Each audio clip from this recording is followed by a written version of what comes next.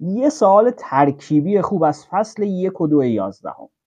گفته در یک آذرخش 10 به توان 9 جول انرژی در اثر اختلاف پتانسیل 5 در 10 به توان 7 ولت در بازی زمانی 0.2 ثانیه آزاد می شود.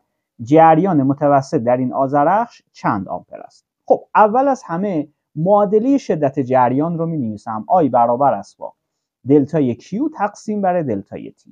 دلتا T رو به هم داده 0.2 ثانیه. میام جایگذاری میکنم به جای دلتا T، ولی دلتا Q رو ندارم. اینجا به من انرژی داده و اختلاف پتانسیل. باید بریم سراغ فصل 1. توی فصل 1 دیدیم که انرژی پتانسیل برابر می شود با دلتا Q ضرب در دلتای V.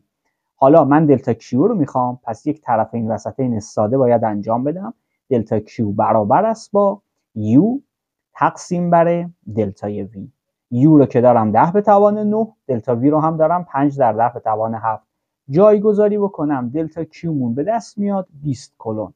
پس به جای علامت سوال 20 کولون رو قرار میدم. 20 تقسیم بر 0.2 می شود 100 آمپر، یعنی گزینه 2.